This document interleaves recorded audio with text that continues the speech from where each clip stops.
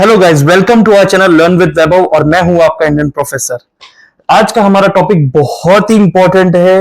ये इतना इंपॉर्टेंट है कि किसी भी बिजनेस, चाहे वो स्टॉक मार्केट हो, चाहे वो फार्मिंग हो या एक्स वाई जेड कोई भी बिजनेस हो, उन सब में रिक्वायरमेंट रहता है। इसका नाम है risk and reward analysis. Risk reward analysis क्या चीज है? आप कितना पैसा लगा रहे हो, कितना पैसा आपका रिस्क में है और कितना पैसे का आपको रिवॉर्ड मिल रहा है। अगर 1 रुपए का रिस्क है तो 2 या 3 रुपए का भाव मिल रहा है कि नहीं मिल रहा है, वो चीज हर बिजनेसमैन को पता होनी चाहिए और उसी के बेस पे रिस्क एंड रिवॉर्ड मैनेज होता है। तो risk reward analysis is a business strategy framework that helps in evaluating the potential risk and reward associated with a business decision or investment. It involves identifying, assessing and prioritizing potential risk and comparing them with the potential reward or returns.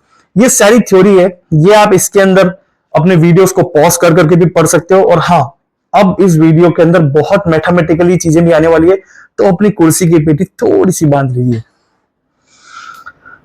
तो risk and reward in farming और risk and reward in automobiles कैसे होता है? Risk reward in farming में कैसे होता है? जैसे कि कोई भी किसान अगर खेती कर रहा है तो उसको प्रॉपर पानी मिलने की रिस्क है, प्रॉपर धूप मिलने की रिस्क है, प्रॉपर सारी खेती को ढंग से मैनेज करने की रिस्क है। अगर ये सारी चीजें अच्छे वे में हो जाती तो उसको फिर रिवॉर्ड मिलता है। उसने जो भी किया उसको उसकी सही वाजिब प्राइस मिल जाए तो वो उसका एक रिवॉर्ड है।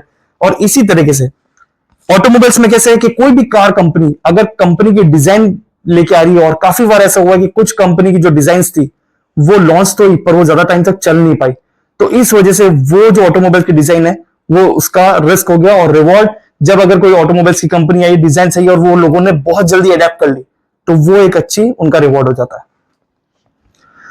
Risk reward in stock market, higher the risk higher the return, ये तो फैक्ट है, सबको पता है। अगर रिस्क ज्यादा रहेगा तभी रिवॉर्ड भी ज्यादा रहेगा। ऐसा हो ही नहीं सकता कि रिस्क तो बिल्कुल मिनिमम है और रिवॉर्ड बहुत ज्यादा है। ये कभी कभी ऑप्शंस मार्केट को देखने को मिलता है, बट मोस्टली जो आज तक चलता है वो यही है कि रिस्क जितना होगा उतना ही अच्छा रिवॉर्ड भी होगा। बट अपने को मेंटेन हमेशा रिस्क भी कम रखना है और रिवॉर्ड भी चाहे कम चल जाएगा पर रिस्क हमेशा कम ही रखना है। दो तरह के मार्केट होते हैं, एक होता है स्टेबल मार्केट और एक होता है वोलेटाइल मार्केट। स्टेबल मार्केट आप सब समझ गए होंगे, जो स्लोली स्लोली ऊपर बढ़ रहा है या स्लोली स्लोली नीचे गिर रहा है, जिसमें रिस्क भी ज्यादा नहीं है और रिवॉर्ड भी ज्यादा नहीं है, बट हाँ उसमें आपका पोर्टफोलियो एक अच्छे तरीके से मैनेज हो रहा है और प्रॉपर तरीके से मार्केट में धीरे धीरे बढ़ रहा है, लेकिन हाँ एक वेल्थ क्रिएशन हो रही है आपकी। वोलेटाइल मार्केट इसी तरीके से बहुत जल्दी ऊपर जाता है तो बहुत जल्दी नीचे भी गिरता है, बट इसके अंदर रिवॉर्ड के चांसेस सबसे ज्यादा होते हैं। ये आप देख लीजिए, स्टेबल मार्केट का चार्ट है। जो पूरा मार्केट है ये 1 डे के टाइम फ्रेम पे लगा रखा है और ये पूरा मार्केट एक ही जैसा चल रहा है। यहां से जो स्टार्ट हुई है वो ही यहां तक चल रही है। थोड़ा बहुत अप एंड डाउन हुआ है, बट हाँ वो ओवरऑल ऊपर की तरफ ही जा रहा है, बट इसमें बिल्कुल भी वोलेटाइलनेस नहीं है। अब इधर आ गया अपना ये पूरा जो पार्ट है ये नॉन वोलेटाइल मार्केट का है। अब ये देख लीजिए, और यहां से अपना असली गेम स्टार्ट होता है जो कि है वोलेटाइल मार्केट पीरियड। ठीक है, इस चार्ट को अच्छे से रीड करिएगा आप वीडियो को पॉज करके बाद में। अब ये स्टेबल मार्केट के बारे में सारी चीजें लिखी हुई है।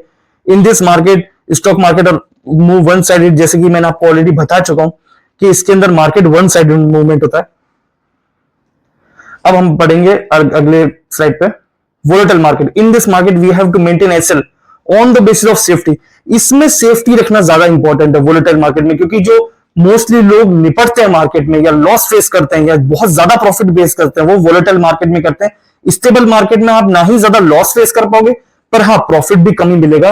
वोलेटाइल मार्केट में आपको एसएल भी मेंटेन करना है, सेफ्टी भी मेंटेन करनी है, और इन दिस मार्केट आपको वोलेटिलिटी से एंट्री और एग्जिट पे ध्यान भी देना है। और we have always maintain to SL, हाँ इसमें आपको एसएल मेंटेन करना बहुत जरूरी है, क्योंकि अगर एसएल मेंटेन नहीं किया आपने तो इसमें जो आपको लॉस होगा वो आपको खत्म भी कर सकता है, मार्केट से एग्जिट भी हो सकते हो आप शायद। अब हम लोग रिस्क एंड रिवॉर्ड एनालिसिस के बारे में पढ़ेंगे कि हम लोगों को अगर 50% की भी एक्यूरेसी मिलती है तो अपन कैसे मेंटेन कर सकते हैं। सबसे पहले रिस्क एंड रिवॉर्ड क्या क्या होता है, जैसे 1:2, 1 रुपए का लॉस है तो 2 रुपए का प्रॉफिट है। इसमें 1 रुपए का लॉस है तो प्रॉफिट भी 1 रुपए का है। ये सेम 1:2 का है पर इसके भाव थोड़े बड़े हैं। ये एक बहुत अच्छा रिस्क रिवॉर्ड है 1:3 का। इसमें अगर अपन 50% की भी एक्यूरेसी मेंटेन करते हैं तो कैसे होता है वो मैं आपको समझाता हूं।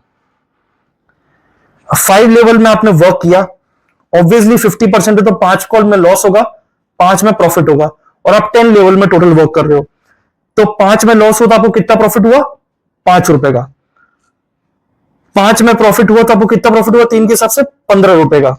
यही आपको अगर 15 में से 5 माइनस किए तो आपने 50% की एक्यूरेसी के साथ भी आप 10 रुपए के प्रॉफिट में हो इसके अंदर।